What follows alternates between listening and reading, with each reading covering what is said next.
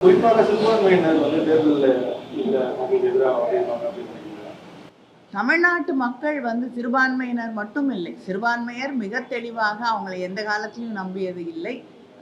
வந்து வரக்கூடிய தேர்தலில் இவங்க இன்னைக்கு தமிழ்நாட்டுக்கு செய்திருக்கக்கூடிய துரோகம், இதுக்கு சரியான பாடத்தை மக்கள் அவர்களுக்கு கற்றுத்தருவார்கள்.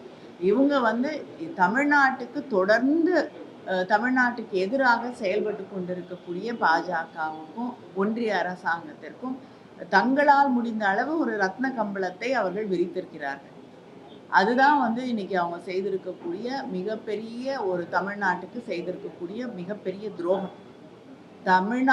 தமிழ்நாடு தான் வந்து இன்னைக்கு அந்த ஒரு பாசிச அரசாங்கத்தை தடுத்து நிறுத்தக்கூடிய ஒரு முக்கியமான ஒரு மாநிலமாக நம்முடைய முதலமைச்சர் அவர்களும் திராவிட முன்னேற்ற கழகமும் செயல்பட்டு கொண்டிருக்கக்கூடிய வேளையில தமிழ்நாட்டு மக்கள் நிராகரித்திருக்கக்கூடியவர்களை இன்னைக்கு ரத்ன கம்பளம் விரித்து அந்த கதவுகளை திறந்துவிட ஒரு முயற்சியை அவர்கள் செய்து கொண்டிருக்கிறார்கள். இதற்கு தகுந்த பாடத்தை தமிழ்நாட்டு மக்கள் வரக்கூடிய தேர்தலிலே அவர்களுக்கு சொல்லித் தருவார்.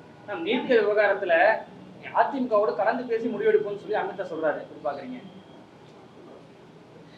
முன்னாடி ஆட்சியில இருந்த பொழுதே அதை கலந்து பேசி ஒரு நல்ல முடிவு எடுத்திருக்கலாம் இல்லையா? அதை எடுக்க முடியாதவர்கள் இனிமேல வரக்கூடிய தேர்தலில் வந்து நிச்சயமாக அவர்களுக்கு வெற்றி வாய்ப்பு இல்லை. அதுக்கப்புறம் என்ன முடிவை அவரோடு கலந்து பேசி அவர்கள் இன்னைக்கு அறிவிக்க சொல்லுங்க.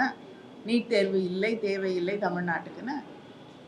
திமுக ஆட்சியில் பல ஊழல்கள் செய்யப்பட்டிருக்கிறதால மத்திய உள்துறை அமைச்சர் பேசியிருக்காரு. அந்த ஊழல்களை மறைக்கிறதுக்காக தான் மும்மொழி கொள்கையை வந்துட்டு கையில் எடுத்திருக்காங்க அப்படிங்கிற மாதிரியும் பேசியிருக்காரு.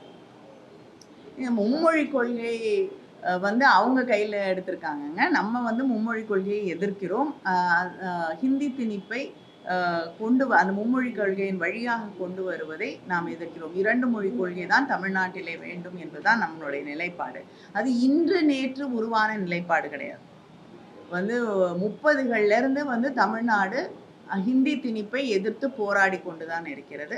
அதன் தொடர்ச்சியாகத்தான் நம்முடைய முதலமைச்சர் அவர்கள் 2 மொழி கொள்கை தொடர வேண்டும், மும்மொழி கொள்கையை ஏற்றுக்கொள்ள மாட்டோம் என்று திட்டவட்டமாக அறிவிப்பது இந்த நீண்ட வரலாற்றின் அடிப்படையில் தான்.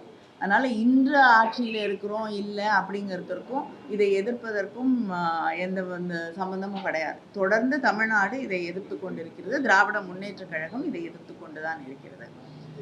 நீங்கள் பிஜேபி எடுத்துக்கிட்டிங்கன்னா ஒன்றிய அரசாங்கம் இன்னைக்கு கிட்டத்தட்ட எல்லா எதிர்கட்சி தலைவர்கள் மீதும், நாடு முழுவதும் இருக்கக்கூடிய எதிர்கட்சி தலைவர்கள் மீது அவர்களை ஒடுக்கி விடுவதற்காக தொடர்ந்து பயன்படுத்தி கொண்டிருக்கிறார்கள். யார் யாரெல்லாம் அவர்களை எதிர்த்து பேசுகிறார்களோ அவர்கள் மீது இந்த இன்கம் டேக்ஸ், சிபிஐ, இடியை அவங்க பயன்படுத்துகிறார்கள். கிட்டத்தட்ட 95% இடி கேசஸ் வந்து எதிர்கட்சியில் இருக்கக்கூடிய தலைவர்கள் மீது போடப்படுகிறது.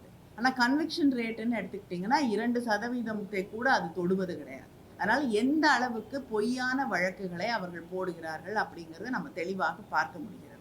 இதே வழியில தான் வந்து தமிழ்நாட்டில் இருக்கக்கூடிய நம்மையும் அவர்கள் மிரட்டி விடலாம் என்று ஒரு தப்பு கணக்கு போட்டுட்டு இருக்காங்க.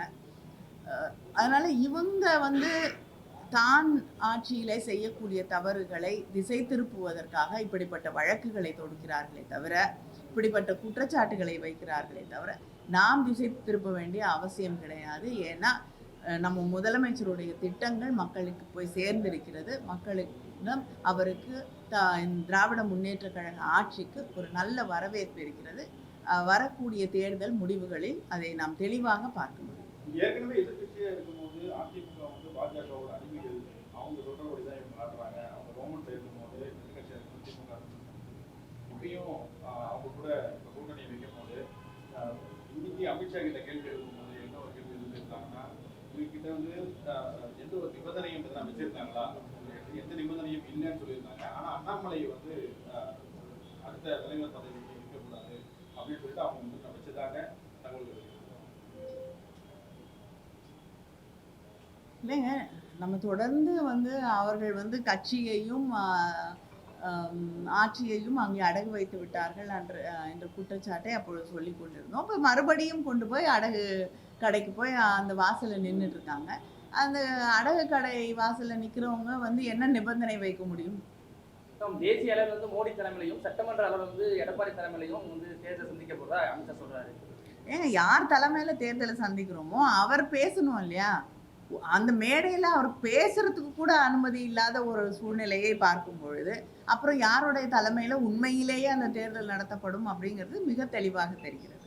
இந்த கூட்டணி வந்து அடுத்த ஓராண்டு எலெக்ஷன்ஸ் வரைக்கும் வந்து திமுகவோட ஊழல், திமுகவோட லா அண்ட் ஆர்டர் இஷ்யூஸ், பெண்களுக்கு வந்து சேஃப்டி இல்லாத ஒரு சிச்சுவேஷன், இந்த மாதிரி அடுத்தடுக்கான குற்றச்சாட்டுகளை வச்சு இதை வந்து நாம மக்கள் கிட்ட கொண்டு போய் சேர்ப்போம் அப்படின்ற மாதிரி சொல்றாங்க. அதை பத்தி இல்லைங்க, மணிப்பூர் வந்து இன்றும் எரிந்து கொண்டிருக்கிறது. அதுக்கு வந்து ஒரு பதிலையாவது வந்து ஒன்றிய அரசாங்கம் சொன்னால் வந்து அவங்களுக்கு மற்றவங்கள பற்றி பேசுறதுக்கோ லா அண்ட் ஆர்டர் பற்றி பேசுறதுக்கோ உரிமை இருக்குது, நம்ம ஏற்றுக்கொள்ளலாம். இங்கே ஏதாவது ஒரு தவறு நடந்தால் கூட முதலமைச்சர் உடனடியாக நடவடிக்கை எடுக்கிறார்.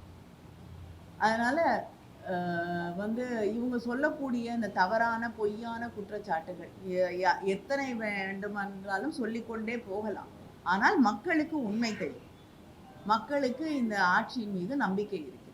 பாதகம் செய்பவரை கண்டால் நாம் பயம் கொள்ளலாகாது பாப்பா. மோதி மிதித்து விடு பாப்பா, அவர் முகத்தில் உமிழ்ந்து விடு பாப்பா. அண்மை செய்திகளை உடனுக்குடன் தெரிந்து கொள்ள இணைந்திருங்கள் எம் நாடு தொலைக்காட்சியுடன்.